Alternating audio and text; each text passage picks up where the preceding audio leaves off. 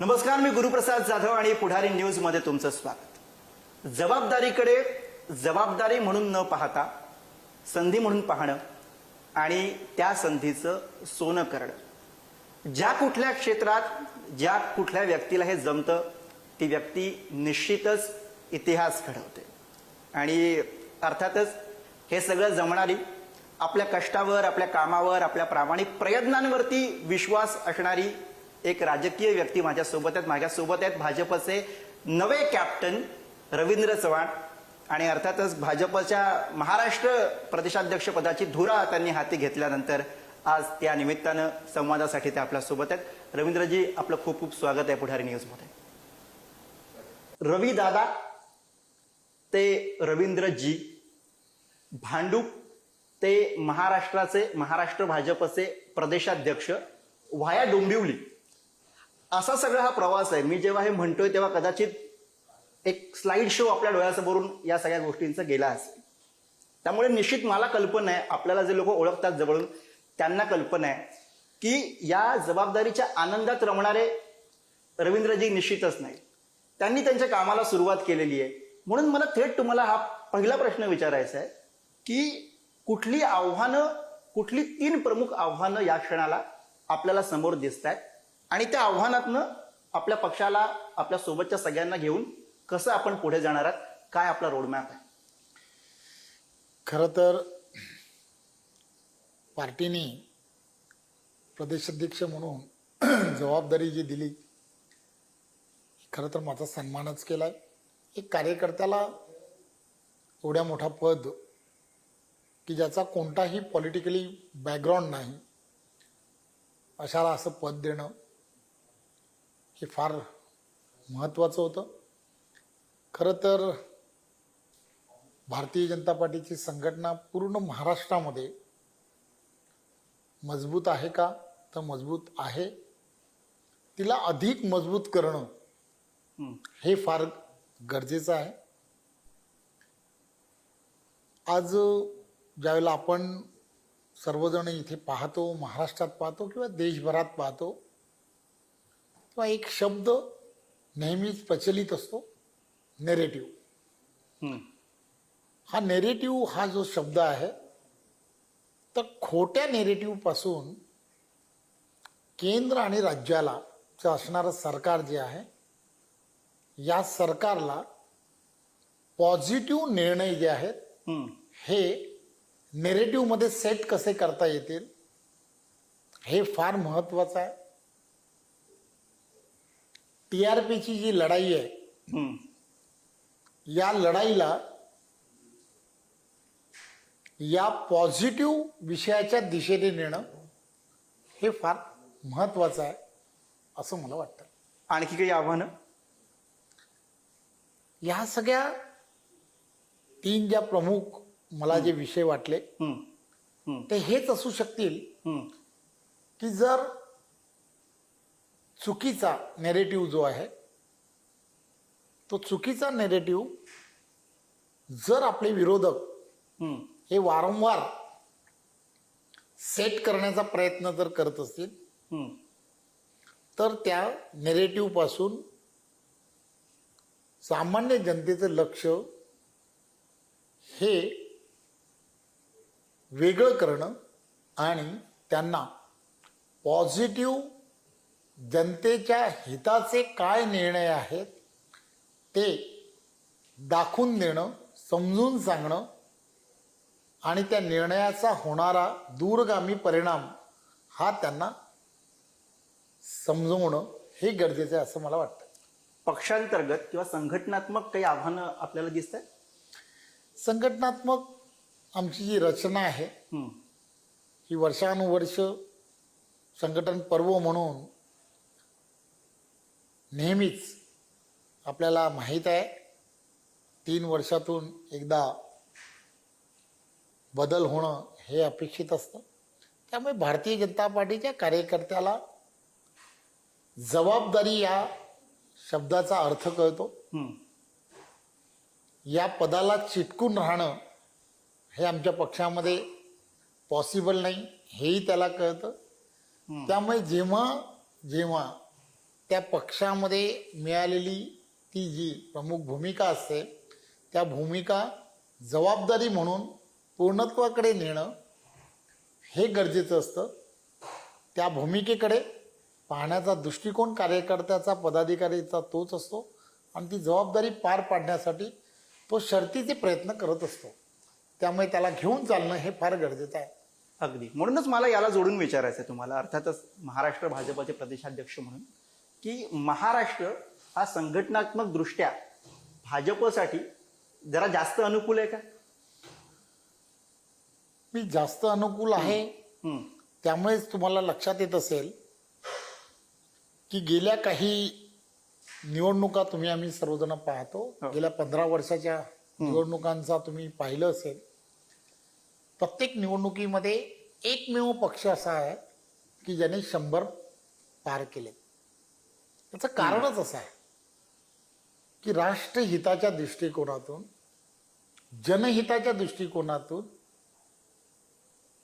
विचार करणारी पार्टी ही भारतीय जनता पार्टी आहे. हे महाराष्ट्रात आता सर्व मान्य झालेलं आहे आणि त्यामुळेच आम्ही संघटन पर्वामध्ये 1.5 कोटी प्राथमिक सदस्याचं विचार केला होता. आज आम्ही 1,60,00,000पेक्षा जास्त प्राथमिक सदस्य हे भारतीय जनता पार्टीचे झालेत. याचा अर्थ एक आहे की आमचा भारतीय जनता पार्टीचा कार्यकर्ता, पदाधिकारी, नेते, लोकप्रतिनिधी हे सर्वच्या सर्व पूर्ण विश्वासाने खाली असणाऱ्या समाज मनावरती एक चांगल्या पद्धतीने केंद्रातलं सरकार आणि राज्यातलं सरकार काम करताय हे बिंबवण्यामध्ये यशस्वी झाले. तुम्ही आता जो उल्लेख केला ना की कोट्यवधी सभासद भाजपचे आहेत, तर हे जे इतकी मोठी संख्या आहे या सभासदांची, त्या सगळ्यांना पक्षाच्या विस्तारासाठी, पक्षाच्या वाढीसाठी, पक्षाच्या कामासाठी सोबत घेणं हे सुद्धा आपल्याला एक आव्हान वाटते किंवा एक संधी वाटते. खरं तर ही सर्व मंडळी जी आहेत किंवा हे प्राथमिक सदस्य जे आहेत ते विचाराने देशाचे पंतप्रधान नरेंद्र मोदीजी, आदरणीय आमचे वेगवेगळे केंद्र आणि राज्यामधले असणारे सर्व नेते यांच्या कामामुळे, त्यांनी केलेल्या वेगवेगळ्या त्यांच्यामध्ये जे परिवर्तन आवश्यक होतं वेगवेगळ्या पद्धतीचं, त्यामध्ये त्यांनी केलेलं योगदान असेल, या सगळ्या गोष्टीमुळे आमच्या विचारधारेबरोबर जोडलेली ही सर्व मंडळी आहेत. त्यामुळे ही सर्व मंडळी संघटनात्मक दृष्ट्या एकत्र ठेवणं, एक परिवार म्हणून एकत्र ठेवणं हे सर्वात मोठं काम येणाऱ्या काळामध्ये करणं हे गरजेचं आहे असं मला वाटतं. आमच्याकडे असणाऱ्या संघटनात्मक रचनांमध्ये एवढ्या मोठ्या संख्येमध्ये आम्ही सर्वांना सामावून घेऊ शकतो का, तर त्याचं उत्तर आहे कदाचित नाही. परंतु तरीसुद्धा या सगळ्यांना आपल्याला एक संघ ठेवणं हे फार गरजेचं आहे. आणि म्हणून त्यांच्यापर्यंत तुम्ही ज्या विश्वासाने पक्षावरती विश्वास ठेवला आहे, सरकार आणण्यामध्ये तुमचं असणारं योगदान फार मोठं आहे. आणि म्हणून हे सरकार म्हणून जी कामं केंद्र आणि राज्यामधलं असणारं सरकार करताय ते निर्णय हे सामान्य जनतेपर्यंत पोचवणं हे गरजेचं आहे असं मला वाटतं. अगदी. आत्ता जेव्हा आपण ही मुलाखत करतोय आणि सध्याचं जे काही राजकीय चित्र आहे ते बघता, स्थानिक स्वराज्य संस्थांच्या निवडणुका हे आपल्या समोरचं पहिलं आव्हान किंवा चॅलेंज असेल.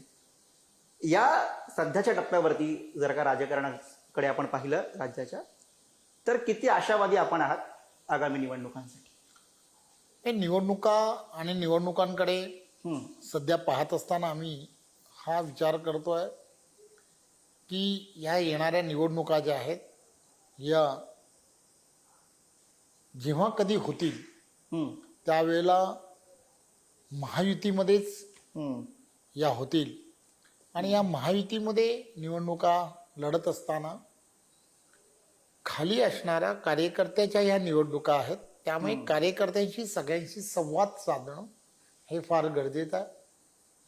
आणि हा संवाद जो आहे हा संवाद साधून कार्यकर्त्यांना एकत्र घेऊन आदरणीय देवेंद्रजींनी सुद्धा विधानसभेच्या अधिवेशनाच्या नंतर प्रत्यक्षपणे खाली कार्यकर्त्यांशी चर्चा करण्याचं ठरवलेलं आहे.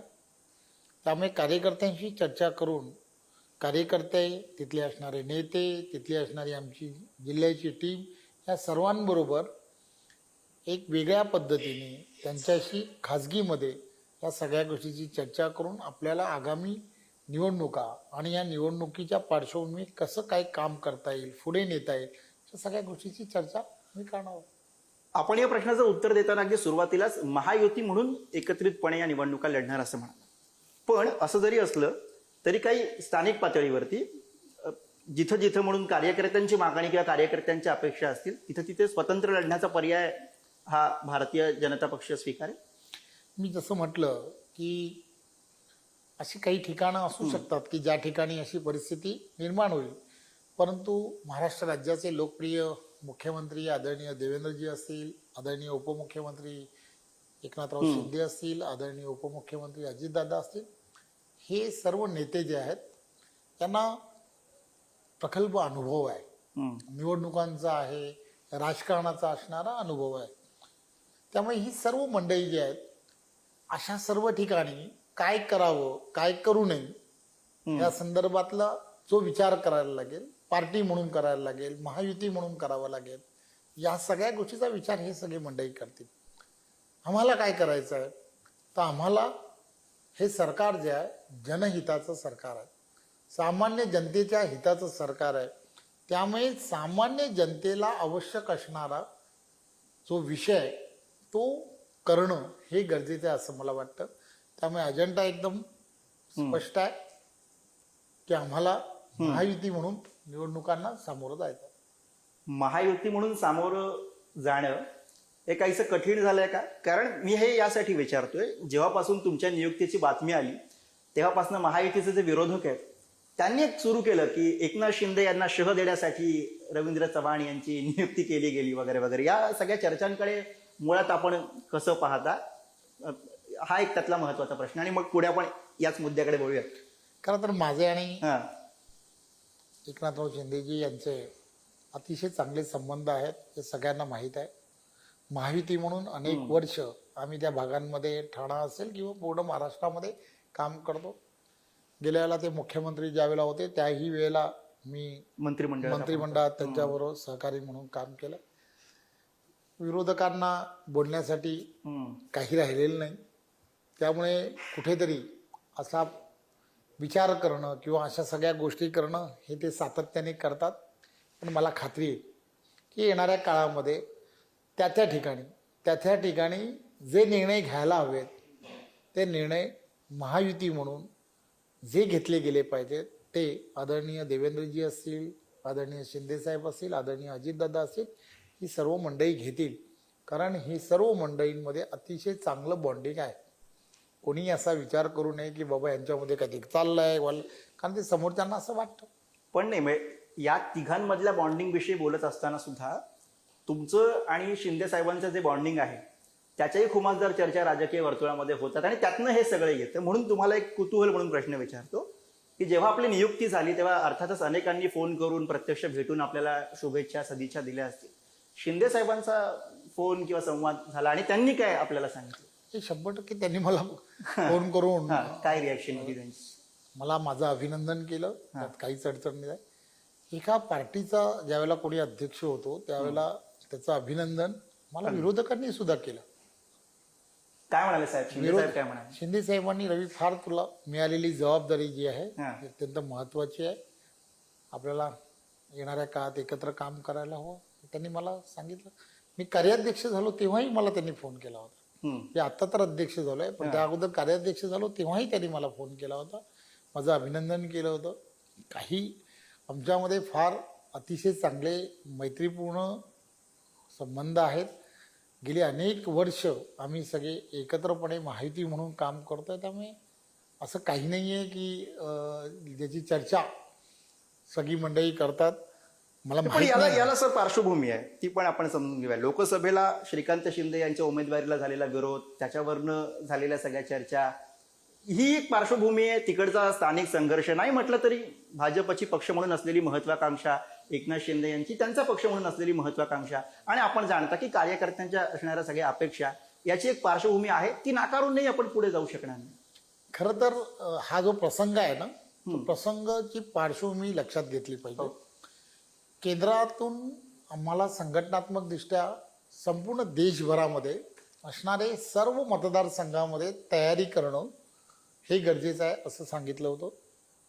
त्यामुळे जो मतदारसंघ आम्ही लढतो आहे तोही मतदारसंघ आणि जो लढत नाही त्याही मतदारसंघामध्ये तयारी करा म्हणून सांगितलं. आमच्याकडे अनुरागजी म्हणून केंद्रातील असणारे मंत्री आणि त्यावेळेचे खासदार हे त्यांच्याकडे तिथे प्रभारी म्हणून जबाबदारी होती आणि त्यांना कल्याण लोकसभा या मतदारसंघामध्ये आम्हाला संघटनात्मक बांधणी करण्यासाठी त्यांना त्याचं प्रभारी केलं होतं. त्यांनी ही 2-3 त्यांचे दौरे त्या संदर्भात झाले.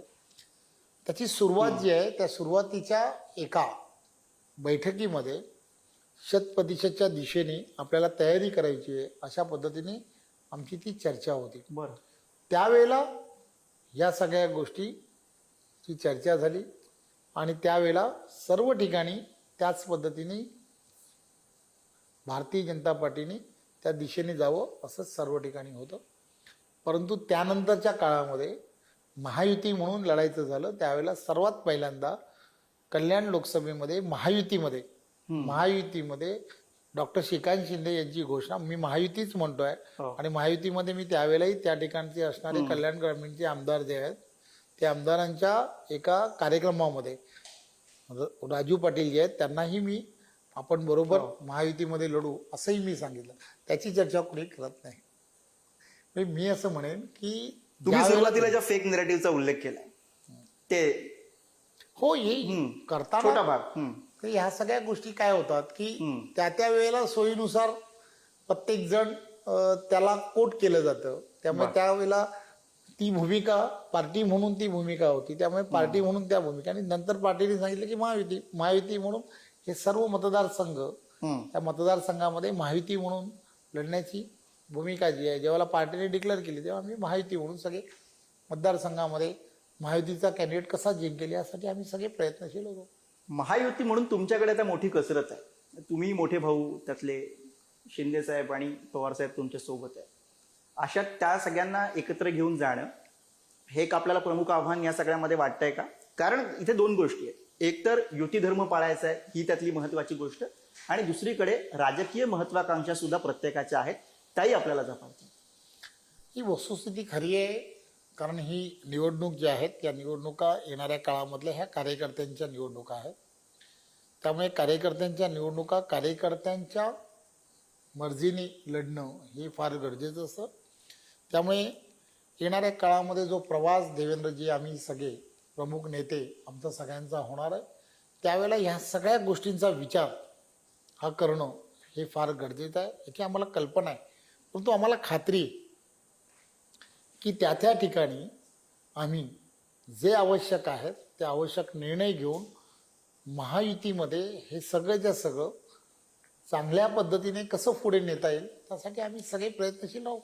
त्या ठिकाणी म्हणजे मुंबई, पुणे, नाशिक इथे असा विचार होऊ शकतो. ठाणे, सर्व ठिकाणी पूर्ण महाराष्ट्र. आता मी महाराष्ट्राचा अध्यक्ष झाल्यामुळे पूर्ण महाराष्ट्राचाच विचार करावा लागेल. अगदी नाही. मला आणि याला जोडूनच तुम्हाला पुढे असंही विचारायचं आहे की तुम्ही उल्लेख केलात की या निवडणुका कार्यकर्त्यांच्या निवडणुका आहेत. कार्यकर्त्यांचा सूक्ष्म विचार करणारे जे नेते आहेत त्यापैकी तुम्ही एक आहात. तुमच्या भाषणामध्ये सुद्धा त्या दिवशीच्या तुम्ही म्हणालात की भाजपचे कार्यकर्ते जितके प्रामाणिक आहेत तितके दुसऱ्या पक्षामध्ये प्रामाणिक कार्यकर्ते तुम्हाला सापडणार नाहीत. अर्थात हा कार्यकर्त्यांचा गौरव आहे. त्यांना बळ देण्याचं काम आहे जे आपल्या माध्यमातून घडतंय. मला म्हणून आपल्याला विचारायचं आहे की जेव्हा सत्ता नव्हती भाजपकडे तेव्हा सुद्धा असे असंख्य कार्यकर्ते आहेत जे पक्षासोबत एकनिष्ठ होते. आता झालंय असं, आपल्याला याची कल्पना आहे. आपणही प्रदेशाध्यक्ष आहात. त्या काळातही काही बाहेरच्या नेत्यांचे प्रवेश थांबलेले नाहीयेत. नेत्यांसोबत कार्यकर्ते सुद्धा येतात. अशा सगळ्यांना पक्षामध्ये सामावून घेत असताना आपल्याकडच्या कार्यकर्त्यांची अडचण होऊ नये किंवा त्यांच्या मनामध्ये ती इन्सिक्युरिटी निर्माण होऊ नये हे सुद्धा एक महत्वाचं आव्हान असेल जे मला वाटतं प्रदेशाध्यक्ष म्हणून आपल्याला पेलावं लागणार असेल आणि आपणही त्याचा विचार करत असाल. ही खरी गोष्ट आहे.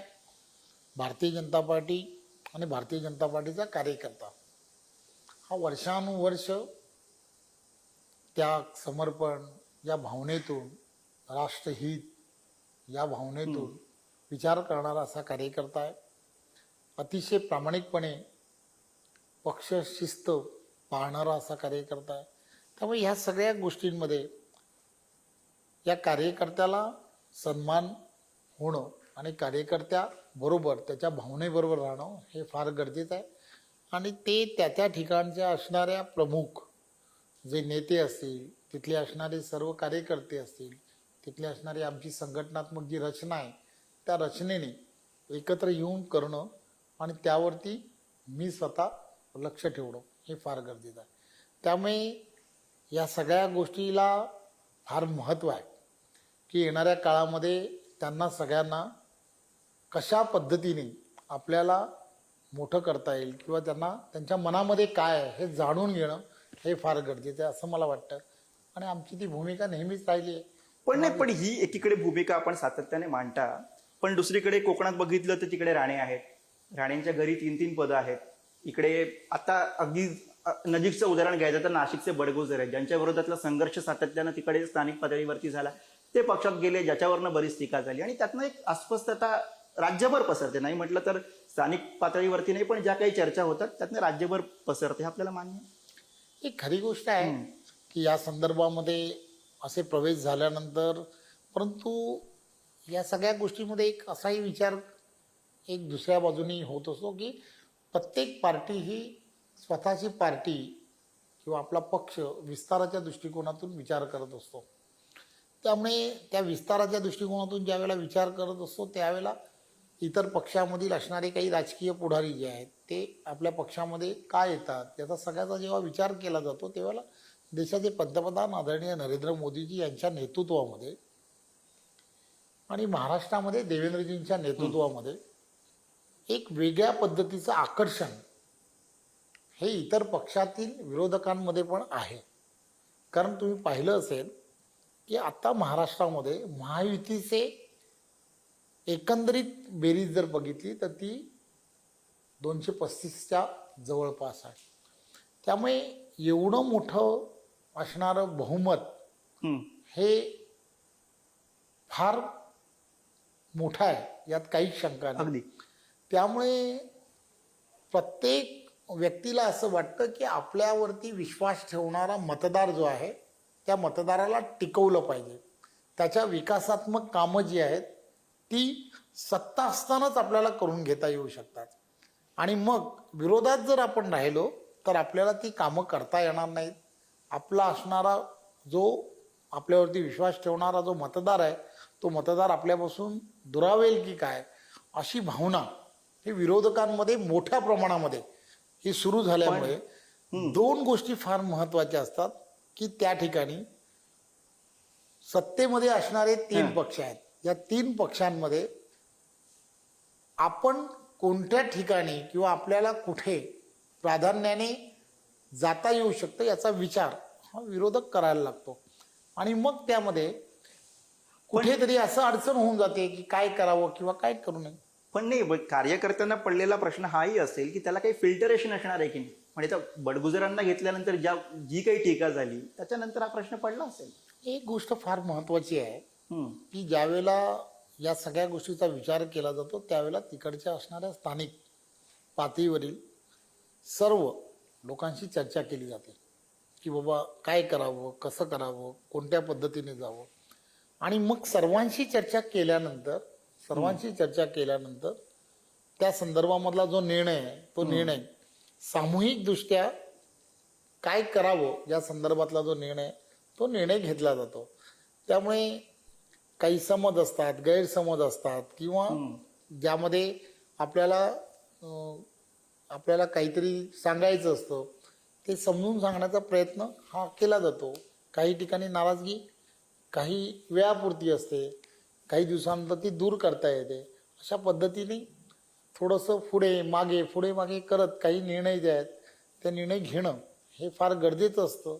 आणि म्हणून ते घ्यावे अशा पद्धतीचाही निर्णय हा त्या वेळेला केला जातो. त्यामुळे त्या दृष्टिकोनातून आता कोणामध्ये नाराजगी राहत नाही. आणि ती असेल तर दूर करायला आपण आहातच.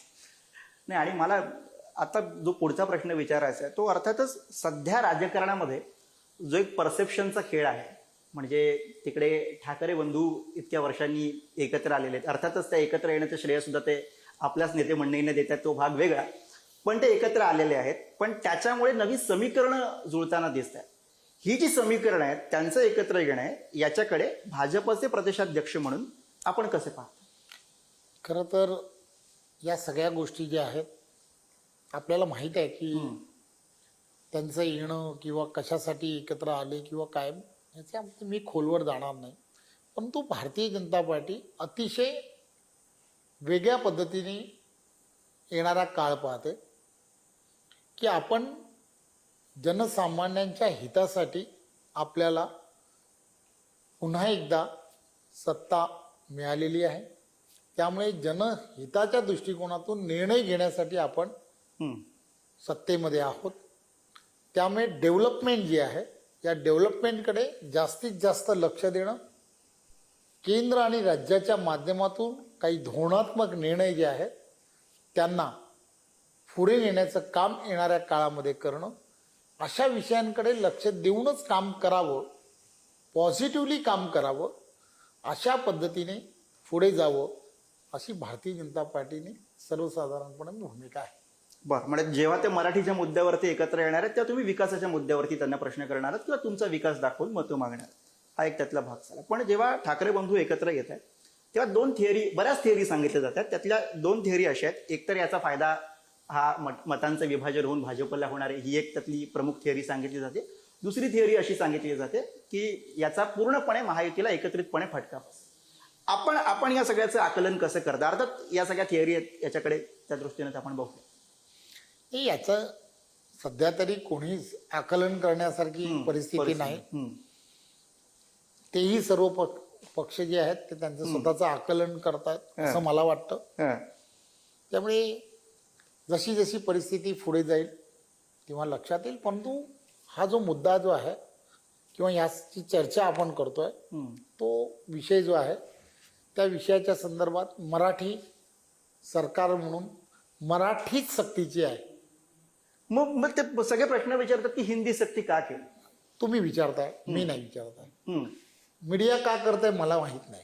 म्हणजे मी माझं म्हणणंच तसं आहे की आदरणीय देवेंद्रजी मुख्यमंत्री म्हणून त्यांनी सभागृहात सांगितलं, त्यांनी मीडियाच्या समोर सांगितलं, त्यांनी JR मध्ये सांगितलं, प्रत्यक्ष सांगितलं, अप्रत्यक्ष सांगितलं, भेटीत सांगितलं, मराठीच सक्तीची महाराष्ट्रामध्ये राहील हेच ते म्हटले. कागदावरती सुद्धा तेच आहे. त्यांनी असंही म्हटलं की बाकीच्या इतर भाषा ज्या आहेत त्या ऑप्शनल आहेत, हेही त्यांनी म्हटलं. हे सर्व झाल्यानंतर सुद्धा की या संदर्भात जर कोणाला आक्षेप आहे तर या संदर्भामध्ये येणाऱ्या काळामध्ये एक कमिटी तयार केली जाईल. कमिटी तयार केली, ती त्याचा अभ्यास करेल, अभ्यास करून त्याचा अहवाल तयार करेल आणि तो सरकारला देईल. आता हे सर्व झाल्यानंतर कमिटी तयार आहे, अभ्यास करणार आहे, तो अहवाल देईल. त्यामुळे तो विषय जो आहे. पण याच्यावरही तुमचे विरोधक म्हणतात ना की मागच्या दाराने हिंदी सक्ती करण्याचा प्रयत्न आहे ही कमिटी म्हणून. विरोधक काय? विरोधक तुम्ही जे सुरुवातीला म्हणलात की महत्वाचं आव्हान तुम्हाला जे वाटतं फेक नेरेटिव्ह, हो हाही बरोबर त्याचा आहे. भाग आहे आता आपण मी म्हटलं की कालपासून किंवा हे सातत्याने आपण म्हणतोय आदरणीय पंतप्रधान नरेंद्र मोदीजींच्या प्रयत्नातून, देवेंद्रजींच्या प्रयत्नातून एक चांगला निर्णय काल झाला आहे. काय निर्णय झाला? छत्रपती शिवाजी महाराजांच्या गडकिल्ल्यांना युनेस्कोमध्ये जो सन्मान मिळाला. याच्या संदर्भामध्ये एकही कोणी विरोधक म्हणतोय का? छत्रपती शिवाजी महाराजांच्या नावाने राज्य करणारी मंडळी एवढ्या वर्ष म्हणतायत का? नाही म्हणत आहे. याचा अर्थ काय की काही निर्णय हे आदरणीय केंद्रातलं असणारं सरकार आणि राज्यातलं सरकार जेव्हा घेतं तर त्या निर्णयाचा सन्मान करण्याचं काम हे करतात का? मी एकच फक्त आपल्याला सांगतो की गेल्या काही वर्ष या संपूर्ण महाराष्ट्रामध्ये लोड शेडिंग होतं. लोड शेडिंग बंद झालं. 25 वर्ष इलेक्ट्रिकचं टेरिफ बिल जे आहे, बिल वाढताना तुम्हाला दिसत होतं. पूर्ण प्रयत्न करून देवेंद्रजींनी 2-2.5 वर्षामध्ये तो टेरिफ कमी करण्याचं काम केलं. आता हे करताना त्यांनी शेतकऱ्यांना वीज मिळाली पाहिजे यासाठी सुद्धा प्रयत्न करतायत, केलाय, प्रयत्नपूर्वक करतायत. ओला दुष्काळ, सुका दुष्काळ. सुका दुष्काळ या भागांमध्ये आहे, मराठवाडा, या सगळ्या भागांमध्ये मराठवाडा ग्रीड हम्म. यासाठी प्रयत्न करतायत, प्रयत्नपूर्वक करतायत. द्रष्टा नेता म्हणून हे सगळं जेव्हा ते करतायत संपूर्ण महाराष्ट्रात नाही तर जगभरामध्ये या सगळ्या गोष्टीबद्दल एक वेगळ्या पद्धतीने यांच्याकडे पाहण्याचा लोकांचा दृष्टिकोन आहे. त्याची कोणीतरी तारीफ करू नका, परंतु या सगळ्या गोष्टींची चर्चा ही कधीतरी कोणीतरी महाराष्ट्रात करणार आहे का? विरोधी पक्ष आपण करताय, परंतु अधिक करावी की जेणेकरून जनसामान्यांपर्यंत हे विषय अधिक तीव्रतेने पोहोचले पाहिजेत असं मला वाटतं. मी पक्ष संघटना आणि याविषयी येत होतो. आपण म्हणालात की आपल्या भाषणामध्ये त्या दिवशी आपण म्हणालात की सशक्त भाजप निर्माण करूया. म्हणून मला आपल्याला हेतुपूर्वक हे विचारायचं की सशक्त भाजपचं चित्र आपल्या डोळ्यासमोर कसं आहे आणि त्यामध्ये नेमकं काय काय? सशक्त भाजपा याचं चित्र असं आहे की आपल्याला माहित आहे की निवडणुका ज्या असतात त्या निवडणुका या बूथवरती लढत असतो. त्यामुळे बूथची लढाई जी आहे ती भारतीय जनता पार्टीच्या कार्यकर्त्यांनी जिंकली पाहिजे. आणि ही लढाई आपल्याला त्या बूथवरती 51% मतदानाने जिंकता येते. त्यामुळे प्रत्येक बूथ जो आहे तो 51%च्या लढाईला जिंकण्यायोग्य त्या ठिकाणी काम उभं राहिलं पाहिजे. या दृष्टिकोनातून आपल्याला जो जो प्रयत्न करता येईल त्या ठिकाणी असणाऱ्या मतदारांना अधिक केंद्र आणि राज्याच्या योजना कशा पोचवता येतील त्यासाठी काम करणं, हे काम येणाऱ्या काळात पार्टीने करावं. आणि म्हणून सशक्त भाजपा जेव्हा आपण म्हणतो तेव्हा यासाठीच म्हणतो की सशक्त भारत जर तुम्हाला बनवायचं असेल तर सशक्त भाजपा करणं हे गरजेचं आहे. म्हणून मोदीजी म्हणतात तसं मेरा बूथ सबसे मजबूत, त्या एका वाक्यात जे काही आहे ते आपण बरोबर त्याची अंमलबजावणी करण्याचा प्रयत्न. तसाच प्रयत्न आहे. हे मला पुढे असं विचारायचं आहे की तुम्ही म्हणालात की पक्षाच्या सन्मानासाठी वाटेल ते करण्याची माझी हिंमत आहे. हे वाक्य जेव्हा आपण म्हणता तेव्हा हे वाक्य म्हणत असताना रविदादांना रवींद्रजी होईपर्यंत जो काही मी मगाशी म्हटलं तसं भांडूप ते महाराष्ट्र भाजपचे प्रदेशाध्यक्ष वाया डोंबिवली हा जो सगळा प्रवास आहे यात काय काय केलेलं आठवतं, काय काय केलेलं स्मरतं? खरं तर कसं असतं की कार्यकर्ता म्हणून जे पार्टी आपल्याला सांगत असतं ते आपण करत राहणं हे फार गरजेचं असतं. त्या त्या वेळेला जी पार्टीने काम सांगितलं, आव्हानं जी होती त्या आव्हानामध्ये जे आवश्यक आहे ते प्रयत्न करणं अत्यंत गरजेचं असतं. पार्टीला वेळ देणं फार गरजेचं असतं. 24/7 ज्याला म्हणतो वेळ देणं गरजेचं असतं. कार्यकर्ता म्हणून आपण तो वेळ देत असतो, पदाधिकारी म्हणून तो देणं गरजेचं असतं. सामान्य कार्यकर्त्यांच्या असणाऱ्या अडचणी जाणून घेणं हे गरजेचं असतं. सामान्य कार्यकर्ता जर अडचणीत असेल तर त्याला आपल्याला काय करता येतं, त्याला कसं पाठबळ द्यायचं हे फार गरजेचं असतं. या सगळ्या गोष्टींचा विचार करून आपण कार्यकर्त्याच्या पाठीशी भारतीय जनता पार्टी संघटना खंबीरपणे पाठीशी उभी आहे हा विश्वास देणं हे अत्यंत गरजेचं आहे.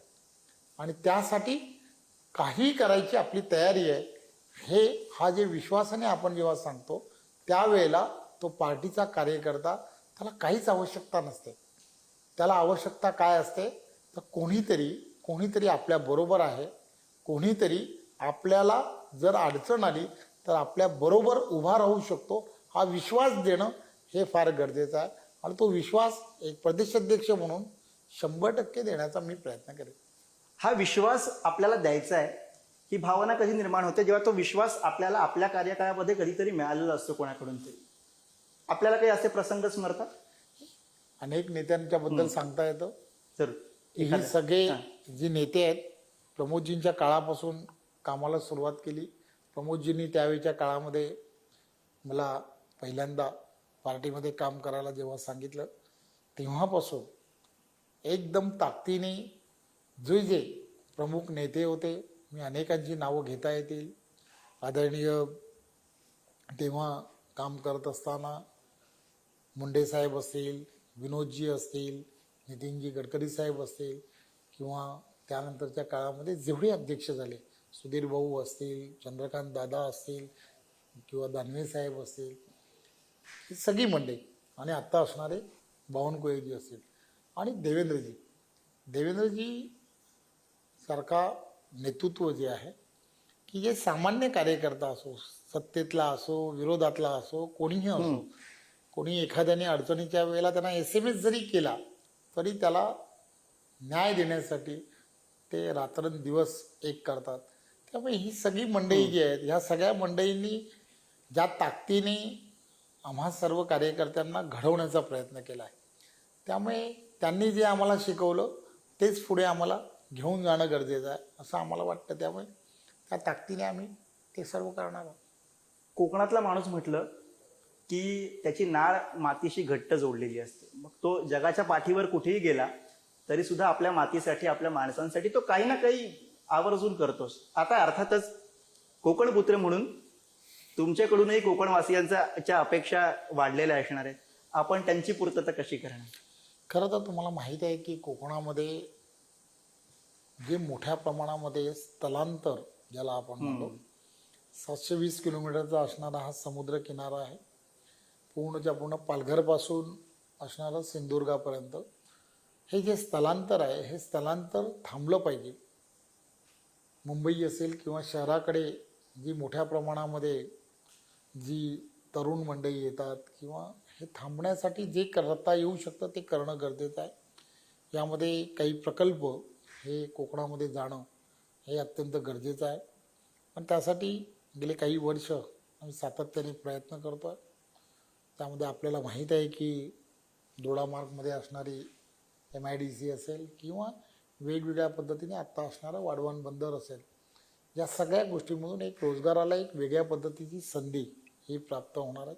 त्यामुळे या संधीचा फायदा हा तिथल्या असणाऱ्या प्रत्येकाला होणं हे फार गरजेचं आहे. आणि कोकणामध्ये असं जसं म्हटलं जातं की प्रत्येक पंचक्रोशीमध्ये काहीतरी निर्माण करायला हवं, आणि त्यामुळे त्या दृष्टिकोनातून सुद्धा देवेंद्रजींच्या नेतृत्वात एक वेगळ्या पद्धतीची आखणी हे गेल्या काही दिवसापासून देवेंद्रजी करतायत. आणि आम्हाला खात्री आहे की हे स्थलांतर जास्तीत जास्त कसं थांबेल किंवा त्यासाठी हीच एक उपाययोजना आहे की तुम्हाला येणाऱ्या काळामध्ये नक्की दिसेल की काहीतरी बदल हा झाला. अगदी कोकणातल्या माणसांबद्दल काळजात शहाळी असलेली माणसं असं म्हटलं जातं. तो अनुभव अर्थातच तुमच्याशी संवाद साधताना सुद्धा येतो. अर्थात तोच अनुभव तुमच्या कार्यकर्त्यांना सुद्धा येत असावा आणि त्यातनंच पुढे हे पक्षाचं काम आपण करणार आहात. आपण हा वेळ दिलात आणि हा संवाद साधलात त्याबद्दल आपले मनापासून आभार आणि अर्थातच पुढच्या वाटचालीसाठी आपल्याला खूप खूप शुभेच्छा. खूप धन्यवाद. आणि आजच्या या संवादामध्ये आपण इथेच थांबतोय. बघत राहा पुढारी न्यूज.